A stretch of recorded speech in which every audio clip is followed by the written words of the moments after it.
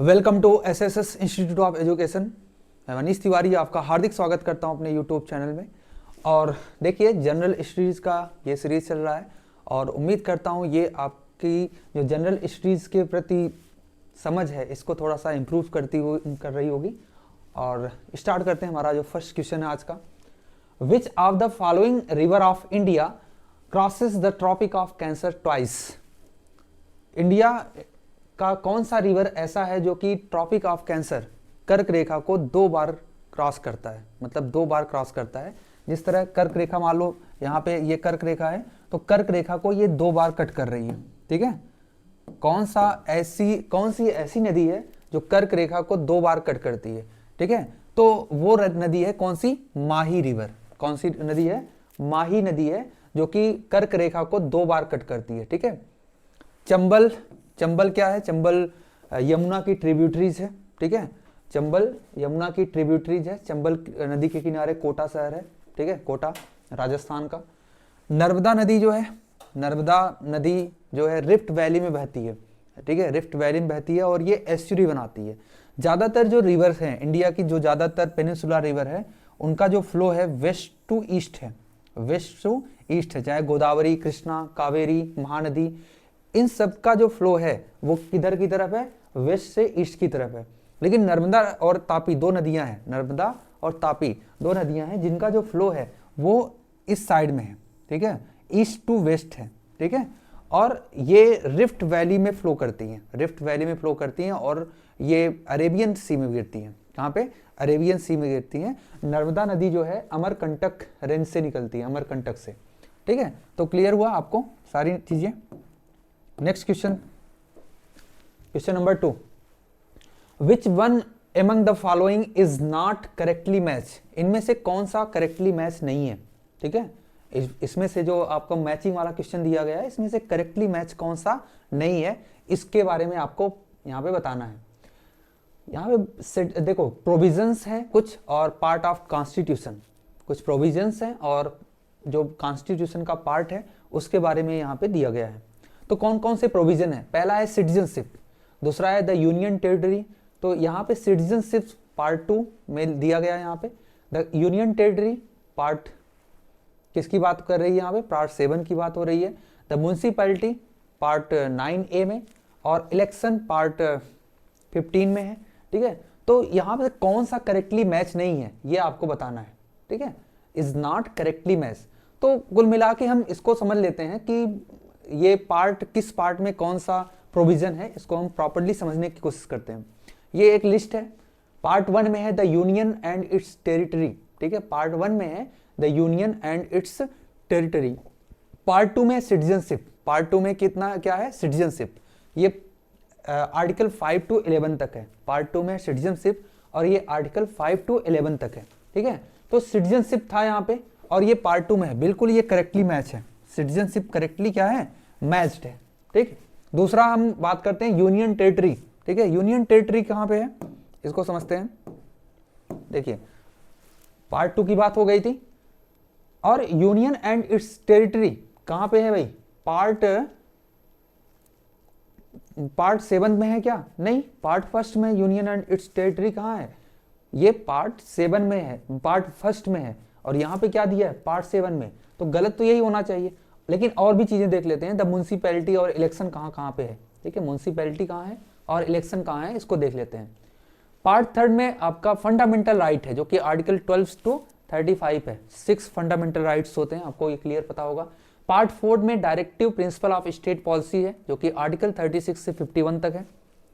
Part 4A में fundamental duties है 51A में। पार्ट 5 में द यूनियन है, यूनियन। द पार्ट 6 में द स्टेट है।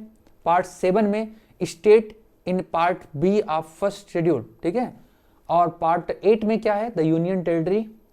पार्ट 9 में द पंचायत। पार्ट 9A में द म्यूनसिपैलिटी है। ये दिया गया था, पार्ट 9A में ही म्यूनसिपैलिटी के बारे में मेंशन था। तो ये बिल्कुल सही है, थर्ड वाला भी सही है। और क्या था? इलेक्शन। इलेक्शन कहाँ पे भाई? देखो, इलेक्शन 15th में है। बिल्कुल, इलेक्शन भी 15 में है। ठीक है, और भी पार्ट देख लेते हैं। पार्ट 9A में म्यूनसिपैलिटी है, पार्ट 9 में पंचायत है, पार्ट 9B में द कोऑपरेटिव सोसाइटीज़ हैं। पार्ट 10 में scheduled caste and scheduled tribes के बारे में दिया गया है। पार्ट 11 में relation between union and state के बारे में है। पार्ट 12 में finance, property, contract and shoot के बारे में है। ठीक है, तो इन सब के बारे में। इलेक्शंस भी पार्ट 15 में है। ठीक है, पार्ट 15 में इलेक्शन भी है। तो कुल मिला के ये सही है। ठीक है, सिटीजनशिप पार्ट 2 में ही है। ठीक है, यूनियन टेरिटरी पार्ट 1 में है, ये गलत दिया है। म्यूनसिपैलिटी पार्ट 9A में ही है। इलेक्शन पार्ट 15 में है। सब सही है, केवल ये गलत है, ऑप्शन बी गलत है। ठीक है, जो गलत है वही सही है। ठीक है, समझ में आया आपको? क्लियर हुआ? Question number 3। क्वेश्चन नंबर 3 क्या है देखिए आज का, ये भी मैचिंग वाला क्वेश्चन है। देखिए क्या है मैचिंग वाला क्वेश्चन।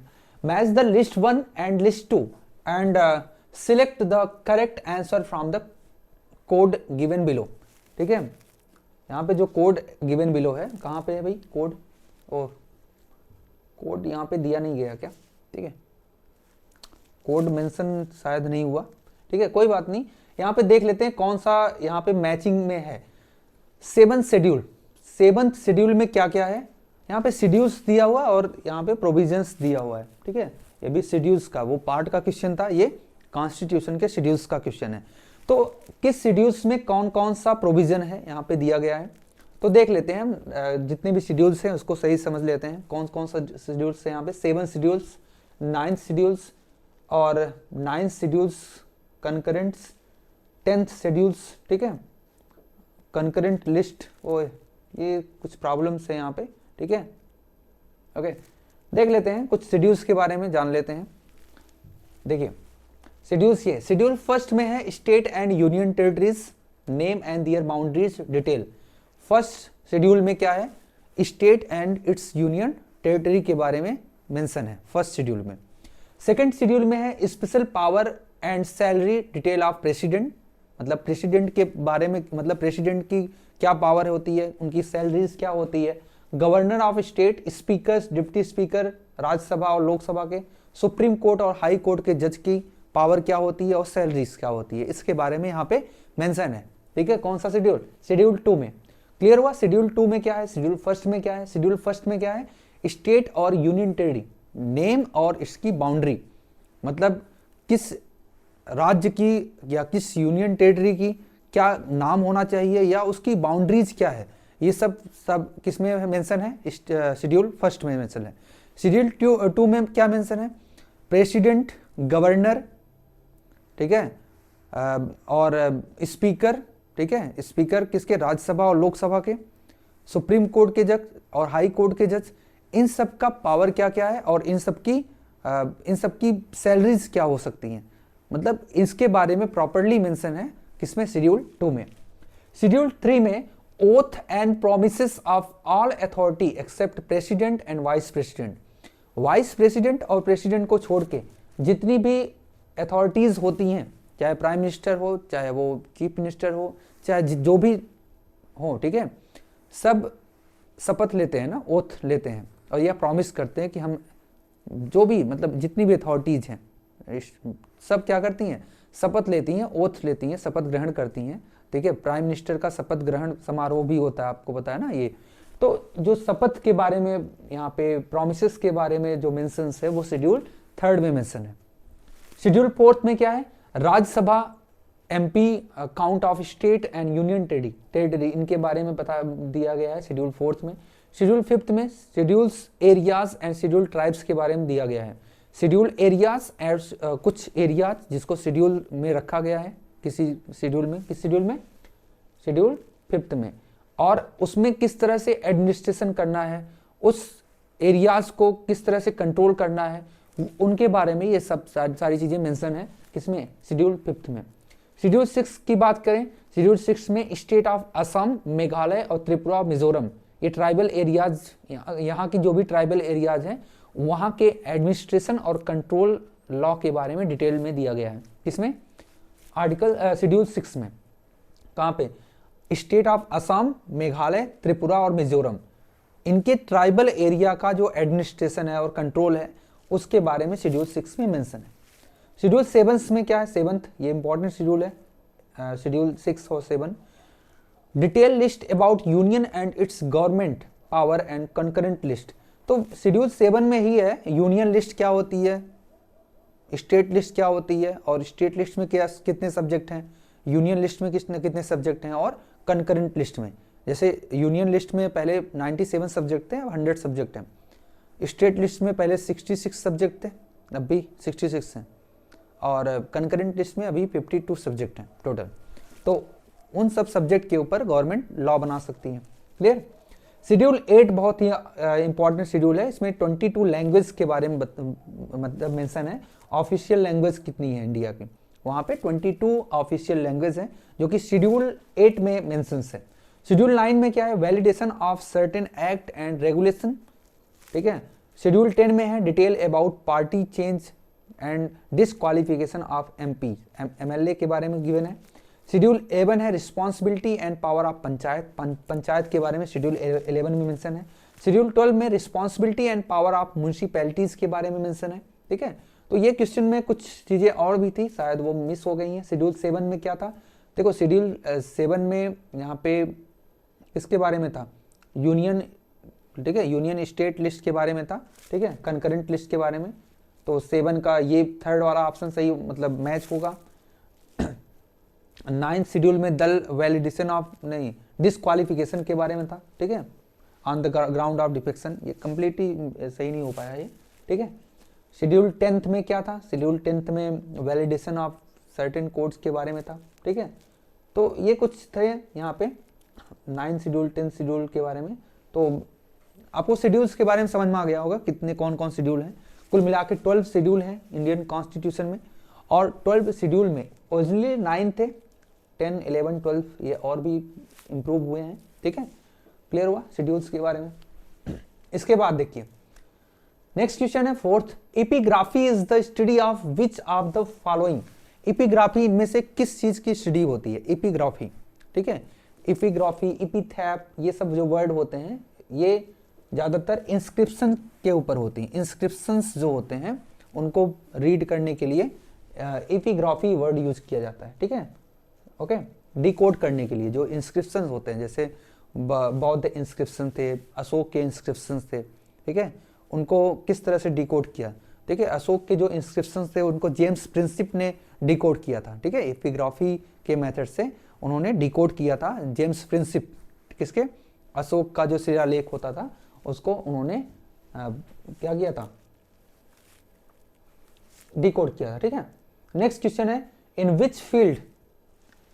विच field BC Roy award given. BC Roy award किस फील्ड में दिया जाता है, बीसी रॉय, डॉक्टर विधान चंद्र रॉय इनका नाम था शायद, ठीक है, ये मेडिसिन के फील्ड में दिया जाता है। बीसी रॉय जो अवार्ड है ये मेडिसिन के फील्ड में दिया जाता है, ठीक है, किस फील्ड में, मेडिसिन के फील्ड में।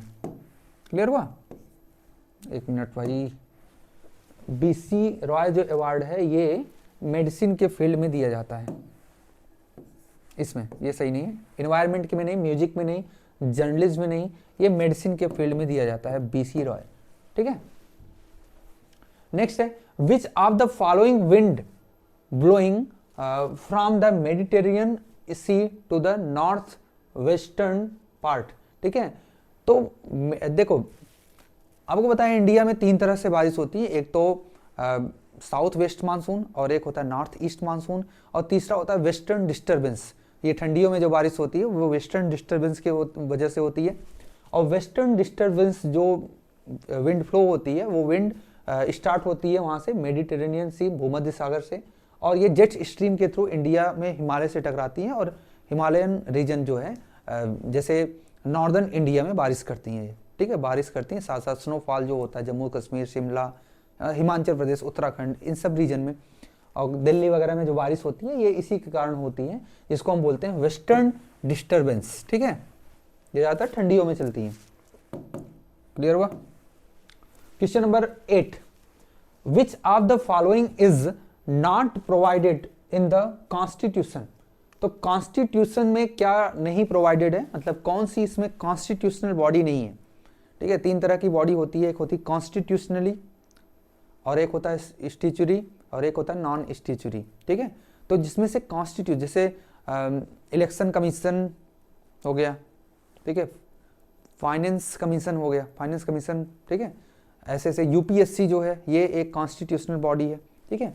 तो इसमें से कुछ चीज़ें मतलब फाइनेंस कमीशन, देखो public service commission, UPSC, union public service commission जो होती है, ये सब कॉन्स्टिट्यूशनल बॉडी है, ठीक है। तो ये कॉन्स्टिट्यूशन में इसके बारे में मेंशन है, इसीलिए इसको बोलते हैं कॉन्स्टिट्यूशनल बॉडी जो बोलते हैं। लेकिन प्लानिंग कमीशन जो है ये कॉन्स्टिट्यूशनल बॉडी नहीं है, ठीक है।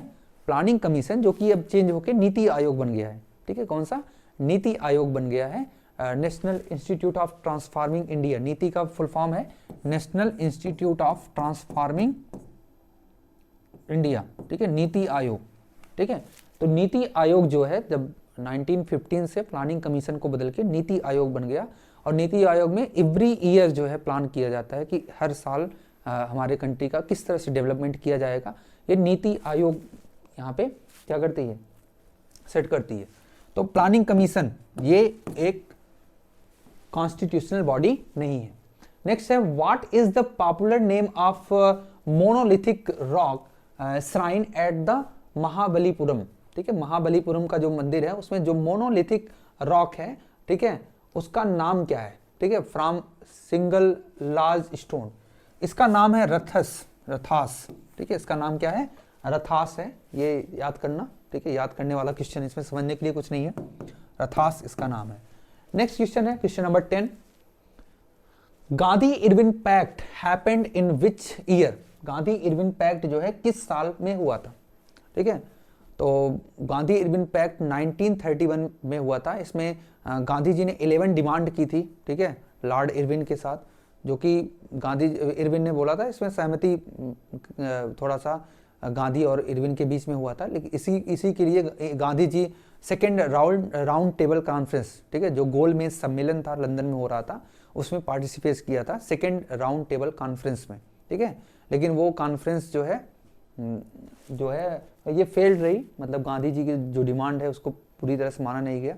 तो गांधी जी ने फिर से जो आंदोलन है वो उसको फिर से रिज्यूम कर दिया, ठीक है।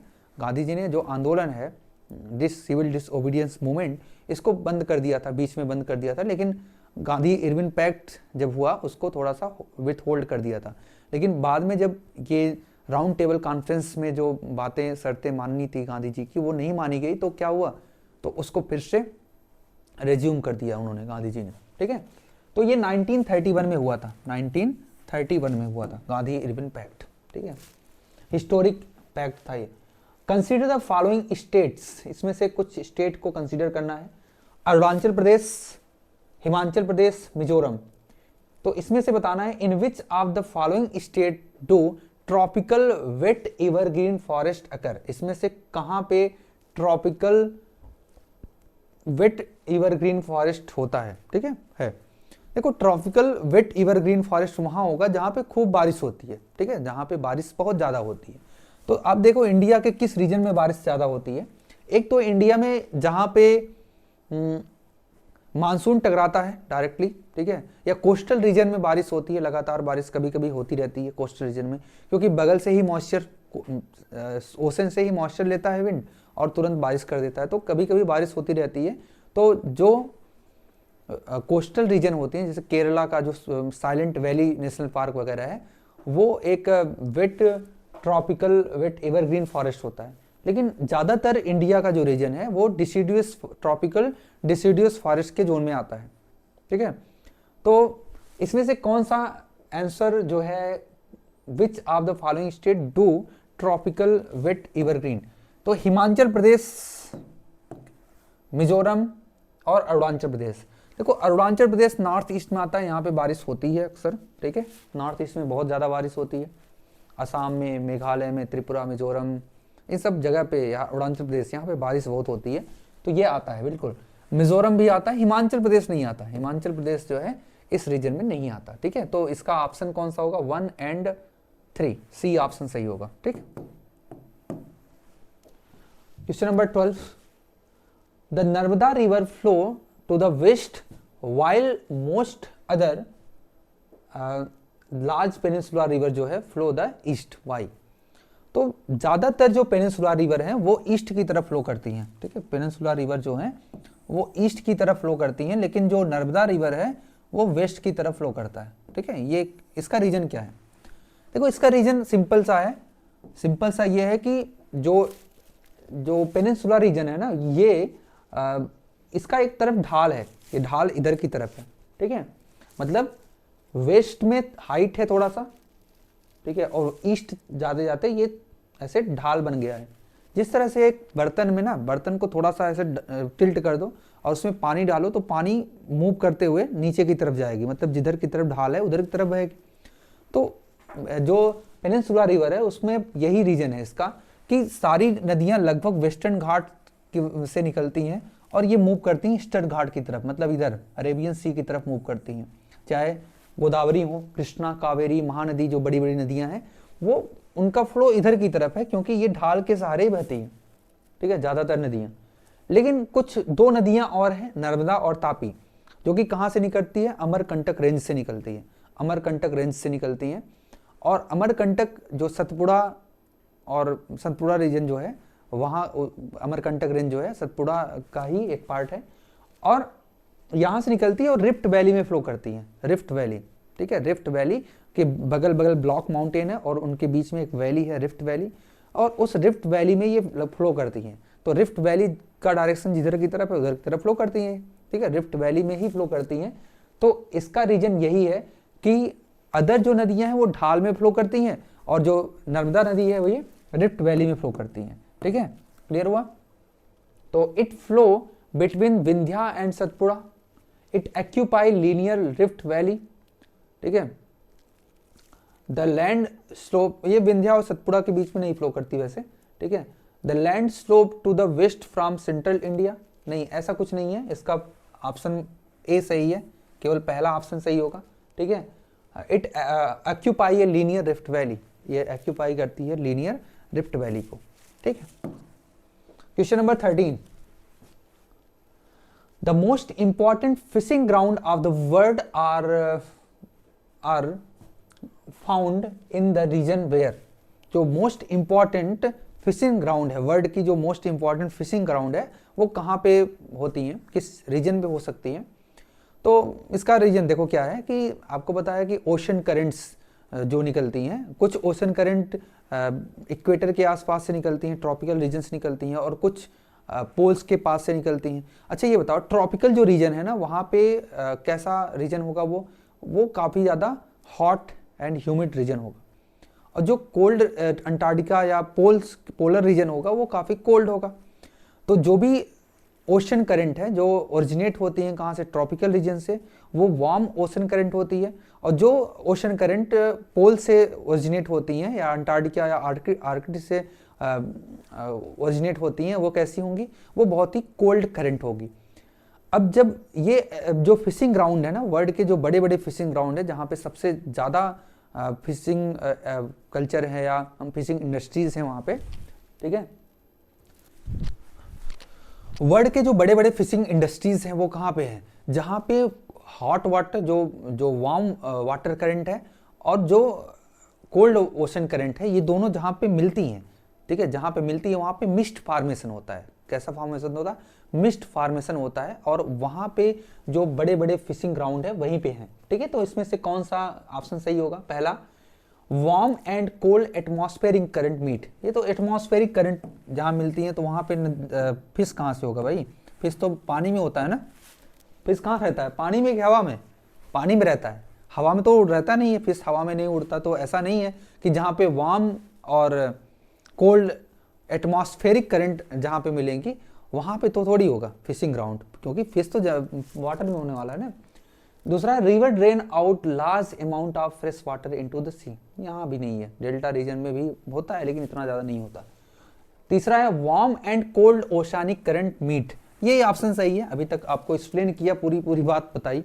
ओशानिक करंट जो है जहाँ पे warm and cold oceanic current मिलती है वहीं पे इस तरह का रीजन होगा।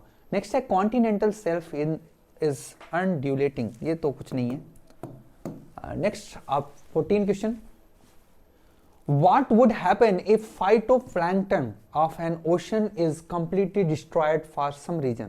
क्या होगा अगर जो फाइटोप्लैंक्टन है, ठीक है, जो ओशनिक प्लांट होते हैं, वो अगर कंप्लीटली डिस्ट्रॉय हो जाएंगे तो क्या प्रॉब्लम होगी?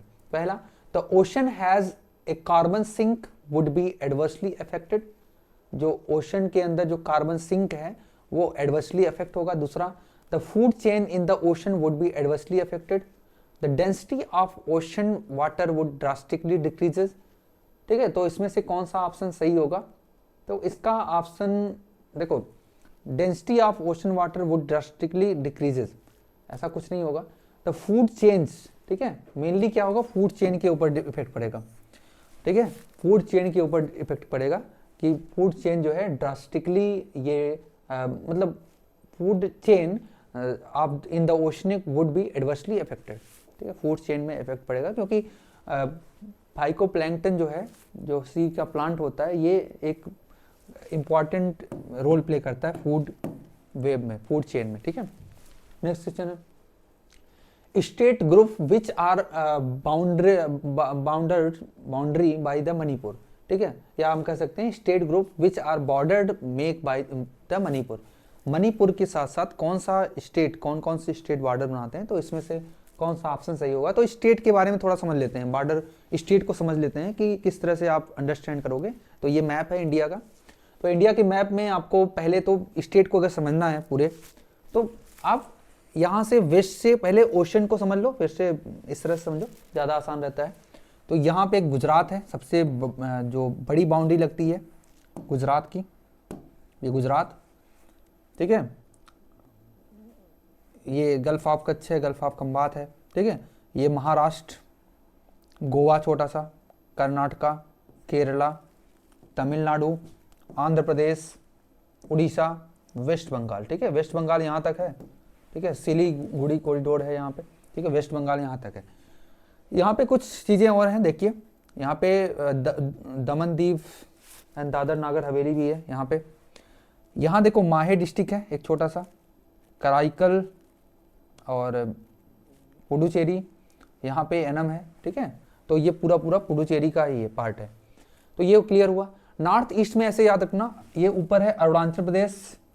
ठीक है, अरुणाचल प्रदेश, और ये नागालैंड, मणिपुर, मिजोरम। ठीक है, नागालैंड, मणिपुर, मिजोरम, नमामि से याद रखना, न मा मी। ठीक है, नागालैंड, मणिपुर, मिजोरम, इस तरह से। यहाँ देखो त्रिपुरा, मेघालय, असम। ठीक है, ये पूरा सिक्किम यहाँ पे है। ठीक है, इस तरह से स्टेट को याद रखना है। तो क्वेश्चन क्या था? क्वेश्चन था ये जो मणिपुर है ना, मणिपुर किससे बॉर्डर लगता है? तो ये एक तो नागालैंड से, और यहाँ पे देखो मिजोरम से और असम से। ठीक है, नागालैंड, मिजोरम और असम से बॉर्डर लगता है। ठीक है, मणिपुर का बॉर्डर किससे लगता है? नागालैंड। ठीक है, मणिपुर का बॉर्डर किससे लगता है? नागालैंड, असम और मिजोरम के साथ लगता है। बहुत आसान है, कोई दिक्कत यहाँ पे। और भी स्टेट समझ लो, हमने स्टेट कुछ बता दिया था आपको। देखो कोस्टल स्टेट में बताया था आपको, ये है क्या? ठीक, कोस्टल स्टेट आपको बता दिया था, ये गुजरात, महाराष्ट्र, गोवा, कर्नाटका, केरला, तमिलनाडु, आंध्र प्रदेश,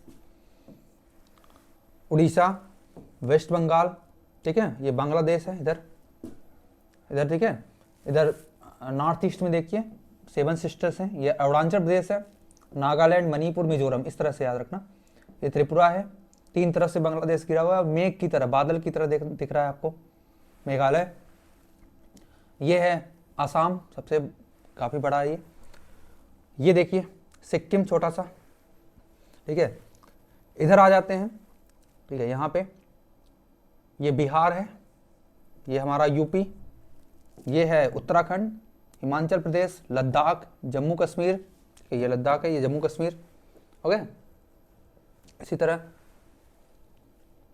हरियाणा। ठीक है, ये हरियाणा हो गया, नहीं पंजाब, और ये हरियाणा, ये छोटा सा दिल्ली हो गया, राजस्थान, मध्य प्रदेश। ठीक है, राजस्थान, मध्य प्रदेश, इधर छत्तीसगढ़, झारखंड, ठीक है, झारखंड हो गया, ये तेलंगाना हो गया, ठीक है। ये कुछ स्टेट्स हैं आपके इंडिया के, बहुत आसान है याद करना स्टेट को। तो इसी के साथ आज इतने ही क्वेश्चन थे, 15 क्वेश्चंस। तो कैसा आपको ये सीरीज लग रहा है, आप ज़रूर कमेंट में मेंशन करिए इसको। काफ़ी इंपॉर्टेंट है, अगर आप सारे क्वेश्चन को अटेम्प्ट करते हो तो आपको जनरल स्टडीज़ की जो नॉलेज है काफ़ी बेहतर होगी, ठीक है, काफ़ी इम्प्रूव होगी इससे। Thank you for watching this.